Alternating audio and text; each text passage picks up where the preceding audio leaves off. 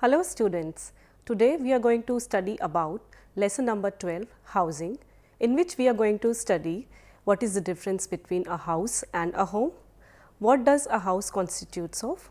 These are the objectives which we are going to fulfill, the functions of our home, factors which affects the selection of site while we are making our home, the different areas inside a home based on their functions, and maintaining hygiene, that is cleanliness, waste disposal and sanitary methods. So, before we move on to these factors, we are going to start with what is the difference between a home and a house. Many a times we say that home and house, they both are the synonymous terms, but this is not true. A house is basically made up of brick and concrete mortar. So, but it becomes a home when we enjoy the family life inside that house. So, we can say that a house is just a physical space which is made up of brick and mortar, whereas a home is a place where we enjoy the family life with our loved one. So, it is filled with joy and laughter. These are the various functions which are performed by a home, that is, first is the protective function, economic function, educative function and social or religious functions. So, moving on to the first function of a house. So, house basically provides us security. It protects from weather protection basically from the from sun, from cold, from rain. So, it protects, it gives us security from all these weather conditions. Then is it also provides us shelter. Then it protects us from the wild animals, street animals, enemies, etc. Second function of a house is economic function. Economic in terms of a house, its value appreciates in terms of money. Then it raises our socio-economic status in the society. Based on the type of house in which we live, it will define if we are living in a middle income, we belong to middle income group or higher income group or lower income group. That is also most of the times being defined by the type of house in which we live. So, it defines our socio-economic status in the society. Next, it gives us pride and prestige in the society, and this can also be used to perform some income generating activities, such as if we are short of money. So, maybe a part of our house can be rented for generating some income, or maybe a kitchen garden can be developed in our house for generating some real income. So, this consists of all the economic functions of a house. Next is the educative function. Many a times we say that house is a place, or it is a first school in the life of a child. So, many life skills are being learned by an individual at their house. So, it helps us in developing of our personality and basic family values. And secondly, it also helps us in development of life skills, such as the characteristics of sharing, caring and developing empathy and sympathy towards others.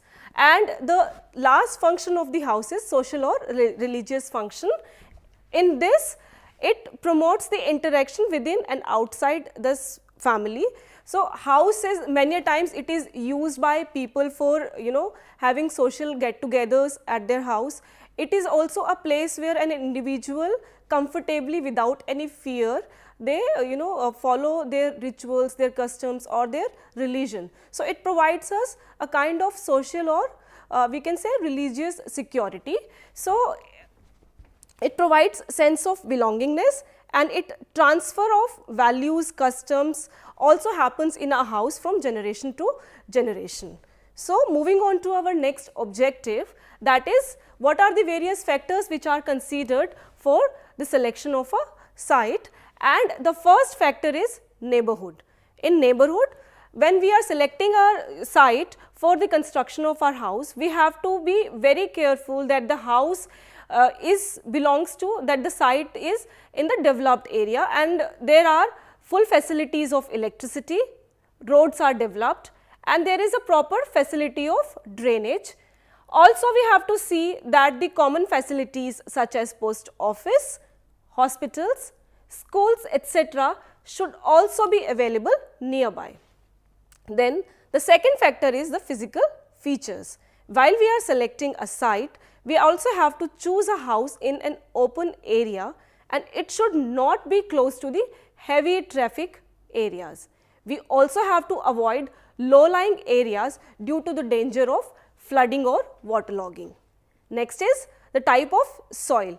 While we are selecting a site for house, we have to be very careful that the soil of that area should be firm enough. Neither it should be too loose. If it is too loose, it won't be able to hold the foundation of a house, and this whole structure of the house will be weak. And if it is a rocky soil, then the construction of site and digging up the site for making foundations will be difficult. So, it should neither be too loose nor too rocky. It should be firm enough to hold the foundations properly. So, the soil should be firm till 2 to 5 meters feet below the surface to ensure the strong foundation of a house. Next is sanitary requirements. We also have to be very careful that the site which we select, it should not be on the reclaimed soil. Reclaimed soil is the soil which is once which was once a landfill, and later on it was covered and it was compressed to make it a site for construction for house. So, it should not be on the reclaimed soil, and there should be provision of fresh air, and the soil should be firm and elevated to the level of roadside. If the site is below the road level, there will be chances of waterlogging during the raining season. So, we have to be very careful while we are selecting the site for house. The soil and the sanitary requirements are the two most important factors. And lastly, practical conveniences. In practical conveniences, what we see is that the market, transport facility, post office, schools, hospitals, banks, etc. should be within the reasonable walking distance, and if not reasonable walking distance, they should be properly connected with the public transport. So, all these factors plays a very important role while we select a site for our house. So, moving on to the next slide, you can see in the first picture, if your site is low lying, it is lower than the roadside, then the chances of entering of water during the raining season are very high. So, it will lead to unhealthy living conditions. Then when we talk about the proper drainage system, the proper nallies or drainage pipes should be laid in those sites, and the type of soil which we use, they should also be it should be firm soil. Again, when we said the type of site, neighborhood, it should not be on the reclaimed soil. There should not be nearby nalas, some patches of waterlogging, it should not be there. And the practical conveniences like schools, hospitals, parks, they should also be there nearby our site. So, coming on to the various areas which are used in the house, based on the type of activities which are performed in a house, the house is being divided into different zones. It can be a working zone, there can be a social zone, and there can be a private zone. So, social zone is the area in which most of the social get-togethers and the interactions between the family members happen. So, such a zone is known as social zone. Working zone is the zone where most of the working of the house are being done, work of the house is being done, such as kitchen, such as laundry area, all these are work areas. And the private zone where an individual in a house takes rest or do their private activities. These can be your bedroom, your toilet, all these are your private areas. So, coming on to the social zone, that is the living area. It is a place which is used by the individual for entertaining their guest, for relaxation, for reading and entertainment. So, therefore, it should be near the entrance of the building. Why we say that it should be near the entrance of a building? That this is the area where sometimes we might also entertain some strangers, and it so might happens many a times we do not want to take strangers directly to our the interior rooms. So, the living area should be the first area in the house. It should be near our main gate, so that even if we are accommodating certain guests or some strangers, they can directly from main gate they can directly enter into our drawing room. So, furniture which is used, which is arranged, it should be arranged in such a manner that the people can walk comfortably and they can comfortably talk to each other. So, proper movable space should be available and the arrangement of furniture should be such that they are able to face each other for proper conversation. Second area is the bedroom. So, bedroom should be placed carefully as we spend 1/3 of our life in sleep and taking rest. So, as I said that bedroom is the area, we also call it a private zone, and most of the activities which are related to our private work, relaxation, sleeping, all these happens in the bedroom. So, it should be far away from our drawing room or living area, because living area is mainly used for entertainment, social get-togethers. So, the noises which are being generated in the living area, they do not disturb the people who are sleeping in the bedroom. So, these two should be far away and strategically placed. Then bedroom should offer privacy and it should be free from noise, and preferably, as I said, it should also be have attached bathroom or a toilet. So, this, as you can see here, so this is the picture of a bedroom depicting a bed, the common furniture items which are required in a bed. Then coming on to bathroom. Bathroom, we can also say that it is a combination of bathing space, water closet and the washing area. When we talk about bathroom, we have to be very careful that the floor of the bathroom should be non-slippery and clean, because most of the wet work is being done in the bathroom. So, there are higher chances of slipping in the bathroom, and hence we have to keep our floor always dry and it should be made of non-slippery material. Then is, it should also be exposed to proper light and air to avoid dampness and also offer proper ventilation.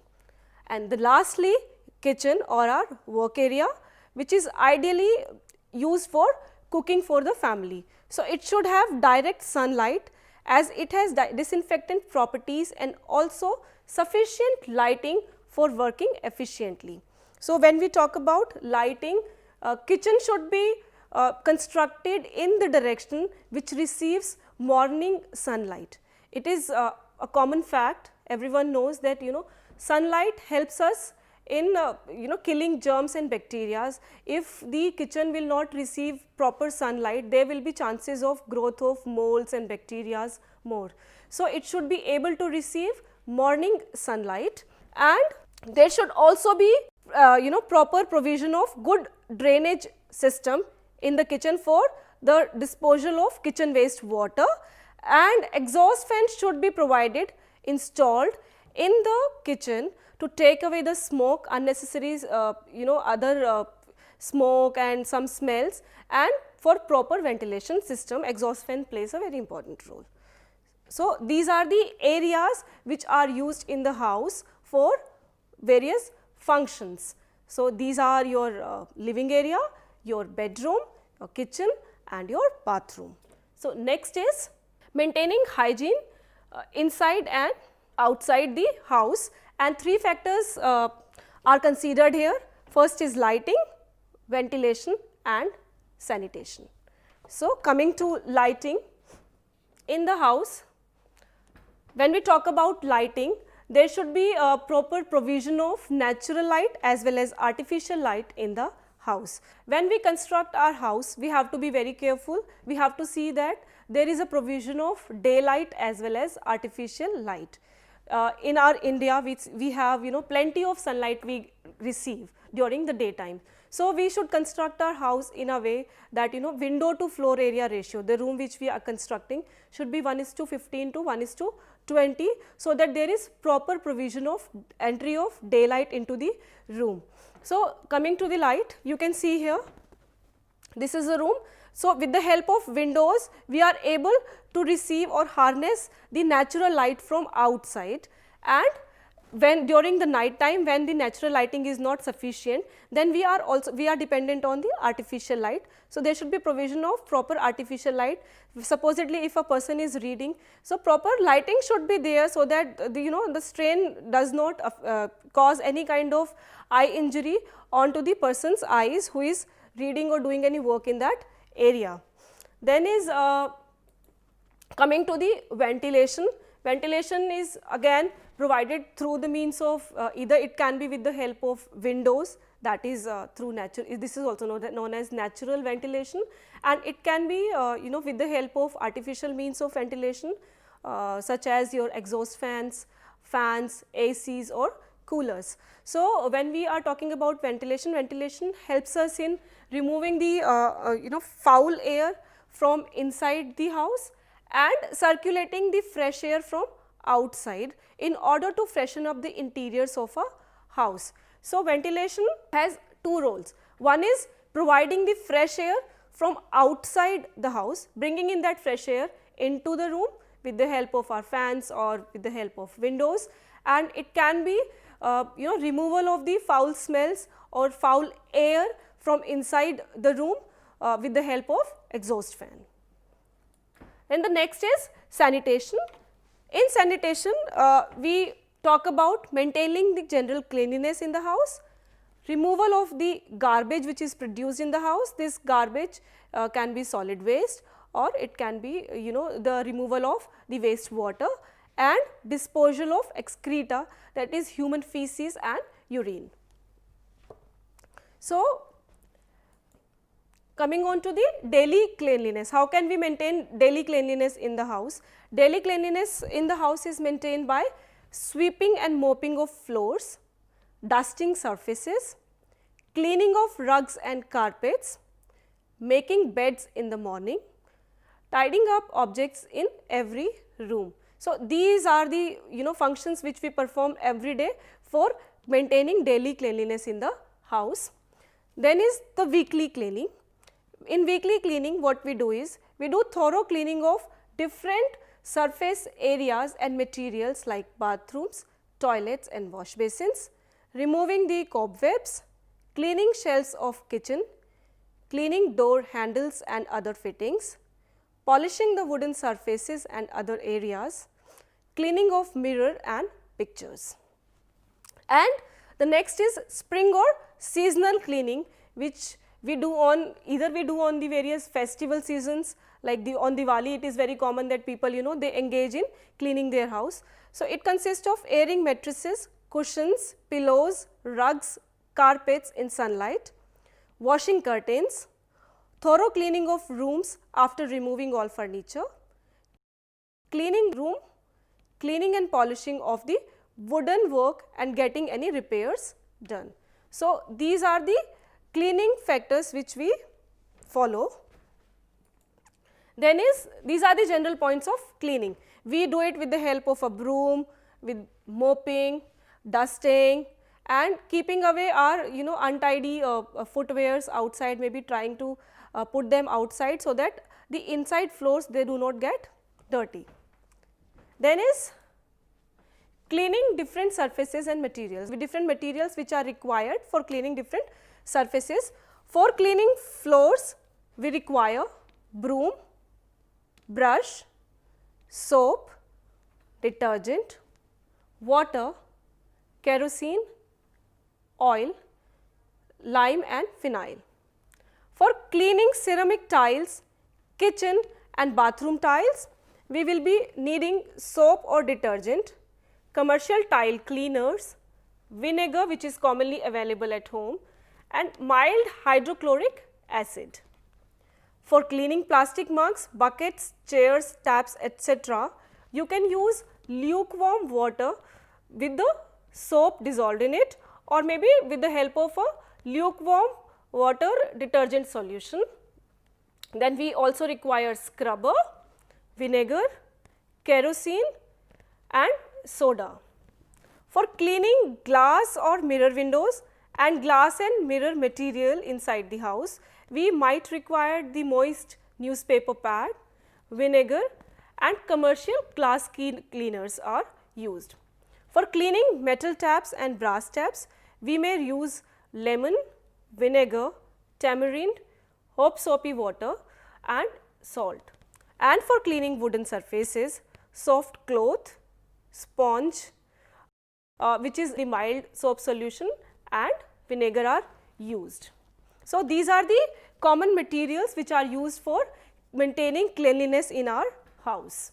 Then second is removal of garbage. When we are removing garbage, household garbage consists of two types. One is the kitchen waste and second is other categories of household waste. So, kitchen waste is mainly organic in nature, which can be easily decomposed. So, when we are disposing of our waste, household waste, we have to dispose of kitchen waste and the other household waste separately. So, kitchen waste comprises of the vegetable and fruit peels, and these are biodegradable in nature, which can be easily converted into the organic manure and hence should be separately disposed of. And the other household waste, which might consist of the plastic bottles, polythenes, and all these are non-biodegradable in nature and hence should be separately disposed of. Then the third point in sanitation is water closets. Water closets are, we also call them WCs. So, water closets, these are the sanitary installations which are used for disposing of the human excreta, and this human excreta can be your feces and your urine, and this is a Western WC, Western commode, we also call it commode, and the Indian WC. These are used for taking away the human feces and urine with the help of sanitary installations, drains and sewers. Then where the proper drainage systems are not available, we may construct a soakage pit, and these soakage pits are very easy to construct, and these are the cheaper modes of disposing of the human excreta or human waste. So, for constructing a soakage pit, what we do is we dug up a hole in the land, and when we are digging up, we have to see that the depth of these pit should be approximately 2 meters. Then the width of these soakage pit should be approximately 1 meter and the length should be 2 to 3 meter based on the number of people who are using it, number of family members who who are there in the family. So, you can see that a suitable soakage pit is about 2 meters deep, 1 meter wide and long enough to deal with the household waste water. The average length is 2 to 3 meters, and when we construct these soakage pit, we also 1/3 of the soakage pit, approximately 1/3 depth of the soakage pit is filled with the coarse stones. So, these can be your properly cooked red burnt bricks. So, we fill it with the help of the coarse pebbles. Then the second layer or the middle layer is of finer stones which are smaller in size, and the topmost layer is of sand for proper soakage of the water. So, these soakage pits are easy to construct and they are cheaper options also, cheaper replacement for the proper toilets. Next is the septic tank. So, when we talk about septic tank, these are not the ideal methods of drainage of our waste. So, sewage system they prove to be the ideal solution for disposal of human and other waste, but these are very costly and many times might not be available also. So, hence we construct septic tanks, but the disadvantage is these septic tanks, they require a lot of water, and you can commonly find these septic tanks in the semi-urban areas or localities where the sewerage system has still not been laid. And this method basically involves construction of the concrete tank or pits, and the household drains are connected to these pits for the collection of the household waste. These can be your water waste or these can be your human waste. And lastly, pit latrines. These are not the permanent solutions, but these are the temporary solutions for receiving the human excreta. So, in case of the pit latrine, the pit should be the depth of the pit. When we are talking about the depth of the soakage pit, the depth of the soakage pit is 2 meters, but in case of the pit latrines, the depth should be approximately 3 meters. And why we take 3 meters depth is the flies, it becomes difficult for flies to this prevents flies from sitting on its surface, as flies rarely live in the holes as deep as 3 meters of depth, and the soil should be sandy and should allow the liquid portion of the excreta to drain away, and the water should be added daily to help the feces to flow down and get decomposed easily and to prevent the foul smell. And this method is ideal in case of only the temporary few days, and this is not a permanent solution. So, all these are the methods which are used for disposal of the waste in the house. So, that is all for today in this lesson. Thank you.